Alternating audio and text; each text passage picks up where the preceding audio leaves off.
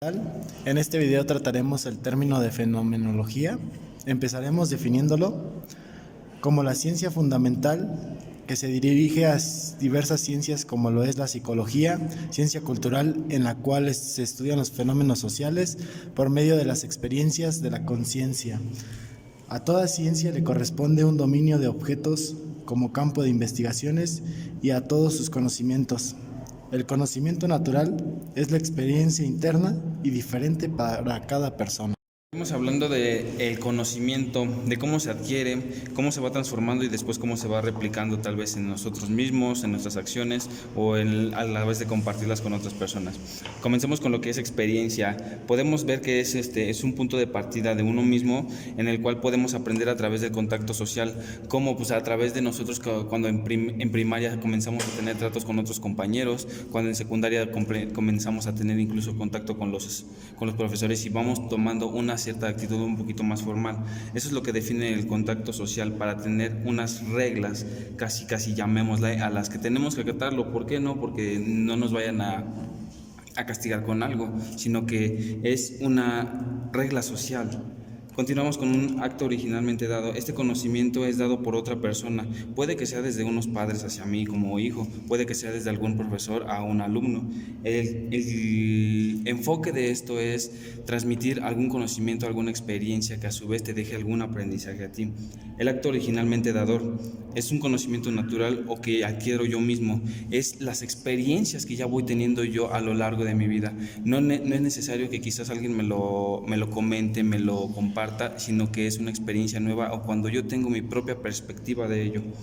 Continuamos con las ideas originalmente, en este caso originalmente dada, que es el conocimiento que puedo adquirir a través de la historia, o sea que es como que una parte de una cultura, de unas reglas que ya están establecidas, sin necesidad de que yo tenga unas reglas completamente en la escuela, pero son normas que se van creando a través de la historia, quizás de una cultura, de una nación, de una religión. La idea originalmente dadora surge de mi propio juicio. Aquí es cuando ya aprendemos nosotros una perspectiva o alguna ideología, algunos fines que podemos tener, y entonces ya comenzamos a tener un juicio de razón. Y lo que por último concluimos en un hecho, concluimos en esta sección, es el hecho cuando ya vemos todo lo aprendido materializado. El chiste es tener ya todo en aplicación. Continuaremos con lo que es la esencia. Aquí entenderemos la esencia como una construcción del pensamiento, es decir, son las ideas originariamente dadas y dadoras combinadas. Esto va a ser la idea de cada uno, es decir, el pensamiento de cada uno, es cómo se va formando pues, desde la infancia. Seguiremos con lo que es la ciencia de hecho. Esta esencia de hecho es la construcción del espacio y tiempo, son los elementos tangibles. Aquí va a estudiar a la que es el individuo, y un ejemplo de esto sería la criminología, que va a estudiar al individuo que es el criminal. La ciencia de esencia, esta de ciencia son los elementos no tangibles, son ciencias que van a estudiar la mente, como es la psicología, y después es lo del mundo.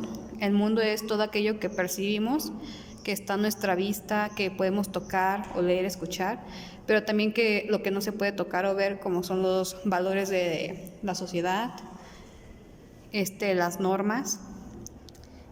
Y por último, el mundo circundante.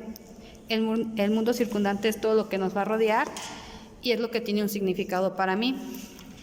Este mundo se va a dividir en lo que es lo real, el ideal y lo natural. El real es lo espontáneo y se percibe, es de los sentidos, es lo que se puede tocar, ver, oler. El ideal son los pensamientos que tenemos nosotros mismos. Y lo natural son los seres vivos y no vivos. No hay posibilidad del humano, es la divinidad. Ahora bien, hablaremos de la puesta entre paréntesis. Esto refiere a dejar de lado ante las conjeturas, sospecha, indecisión o duda, colocar fuera del juego o acto de pensar, dejar fuera lo importante, lo no importante o lo que me es indiferente. Aquí la fenomenología nos indica que debemos de adquirir una postura sofista, ser escépticos y en el intento de afrontar evitar la validación sistemática, es decir, no existen verdades absolutas. A partir de una desconexión, de liberarnos del campo del saber como la ciencia, religión, política y etc. En sentido estricto, se aleja de la posibilidad de hacer surgir el fenómeno. Es el intento de la duda universal, intentar dudar de todos y cada una de las cosas y objetos, más aún reducir el objeto a cosa, para luego hacer que la cosa sea objeto, posicionalmente como ser y no ser, objeto contra cosa, mundo contra mundo, circundantemente. Para definir cosa, para la redundancia, no está definido, es algo por definir, es lo conocido, lo desconocido, pero que aún nos inquieta, aquello carente aún de la posibilidad del nombre, es un material sin reconocimiento con un reconocimiento turbio. Y el objeto es aquello que ya está definido, tiene impuesto un nombre, y aquí tenemos que poner en práctica el ático de comprensión, la posibilidad de un significado o significación. Posteriormente también tenemos presentes conceptos como lo real, que es la materia, el apoderamiento con y desde los sentidos, así como la realidad, que refiere a lo que se piensa, la construcción de las ideas y construcciones sociales, es decir, puede ser un ejemplo la religión. Lo realmente real refiere a descubrir la esencia de las cosas, pensar cosas, sentido puro de las cosas, es juzgar las intenciones.